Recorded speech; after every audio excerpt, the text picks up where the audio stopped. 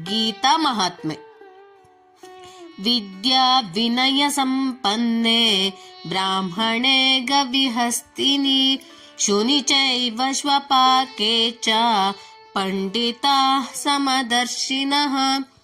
ಜ್ಞಾನಿ ಪಂಡಿತರುಗಳು ವಿದ್ಯಾ ಸಂಪನ್ನರಾದ ಮತ್ತು ವಿನಯಯುಕ್ತರಾದ ಬ್ರಾಹ್ಮಣರಲ್ಲಿ ಹಾಗೂ ಹಸು, ಆನೆ, ನಾಯಿ ಹಾಗೂ ಚಾಂಡಾಲನಲ್ಲಿಯೂ ಸಹ ಸಮದರ್ಶಿಗಳಾಗಿಯೇ ಇರುತ್ತಾರೆ.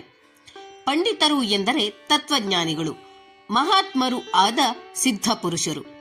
ತತ್ವಜ್ಞಾನಿ ಸಿದ್ಧಪುರುಷರಲ್ಲಿ ವಿಷಮ ಭಾವವು ಸರ್ವಥಾ ನಷ್ಟವಾಗಿ ಹೋಗುತ್ತದೆ. ಅವರ ದೃಷ್ಟಿಯಲ್ಲಿ ಓರ್ವ ಸಚ್ಚಿದಾನಂದ ಘನ ಪರಬ್ರಹ್ಮ ಪರಮಾತ್ಮನಿಂದ ಬೇರೆಯಾದ ಯಾವ ಅಸ್ತಿತ್ವವೂ ಉಳಿಯುವುದಿಲ್ಲ. ಅದಕ್ಕಾಗಿ ಅವರಲ್ಲಿ ಸರ್ವತ್ರ ಸಮಭಾವ ಉಂಟಾಗುತ್ತದೆ.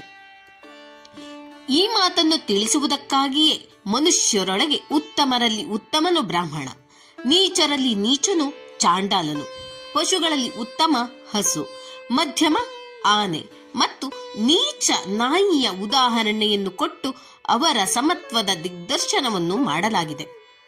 ಈ 5 ಪ್ರಾಣಿಗಳೊಂದಿಗೆ ವ್ಯವಹಾರದಲ್ಲಿ ವಿಷಮತೆಯನ್ನು ಎಲ್ಲರೂ ಮಾಡಬೇಕಾಗುತ್ತದೆ. ಹಸುವಿನ ಹಾಲನ್ನು ಎಲ್ಲರೂ ಕುಡಿಯುತ್ತಾರೆ. ಆನೆಯ ಮೇಲೆ ಮೆರವಣಿಗೆ ಮಾಡಲಾಗುತ್ತದೆ. ನಾಯಿಯು ನಿಷ್ಠಾವಂತ ಕಾವಲುಗಾರ. ಯಾವ ವಸ್ತುವು ಶರೀರ ನಿರ್ವಹಣಾರ್ಥ ಪಶುಗಳಿಗಾಗಿ ಉಪಯೋಗವಾಗುತ್ತದೋ ಅದು ಮನುಷ್ಯರಿಗೆ ಆಗಲಾರದು. ಹೀಗೆ ಭಗವಂತನಲ್ಲಿ ಯಾವುದರ ವ್ಯವಹಾರಿಕ ವಿಷಮತೆ ಅನಿವಾರ್ಯವಾಗಿದ್ದರೂ ಅವುಗಳಲ್ಲಿಯೂ ಜ್ಞಾನೀ ಪುರುಷರಿಗೆ ಸಮಭಾವ ಇರುತ್ತದೆ ಎಂದು ತಿಳಿಸಿದ್ದಾನೆ. ಆದರೆ ಎಲ್ಲರ ಜೊತೆಗೆ ಒಂದೇ ರೀತಿಯ ವ್ಯವಹಾರವನ್ನು ಯಾರೂ ಮಾಡಲು ಸಾಧ್ಯವಿಲ್ಲ. ಶಾಸ್ತ್ರಗಳಲ್ಲಿ ತಿಳಿಸಿದಂತೆ ನ್ಯಾಯಯುಕ್ತ ವ್ಯವಹಾರದ ಭೇದವನ್ನಾದರೋ ಎಲ್ಲರೊಡನೆ ಇಟ್ಟುಕೊಳ್ಳಲೇಬೇಕು.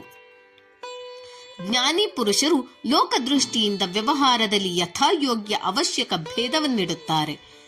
ಬ್ರಾಹ್ಮಣರೊಡನೆ ಬ್ರಾಹ್ಮಣೋಚಿತ, ಚಾಂಡಾಲನ ಜೊತೆಗೆ ಚಾಂಡಾಲೋಚಿತ, ಇದೇ ರೀತಿಯಿಂದ ಹಸು, ಆನೆ ಮತ್ತು ನಾಯಿ ಮೊದಲಾದವುಗಳೊಂದಿಗೆ ಯಥಾಯೋಗ್ಯ ಸದ್ವ್ಯವಹಾರ ಮಾಡುವುದೇ ಅವರ ವಿಶೇಷತೆಯಾಗಿದೆ. ಆದರೂ ಹೀಗೆ ಮಾಡಿದರೂ ಕೂಡ ಅವರ ಪ್ರೇಮ ಮತ್ತು ಪರಮಾತ್ಮ ಭಾವ ಎಲ್ಲರೊಂದಿಗೆ ಸಮವಾಗಿಯೇ ಇರುತ್ತದೆ. ಹಾಗಾಗಿಯೇ ಅವರು ಸಮದರ್ಶಿಗಳು. ಹರಿ ಓಂ.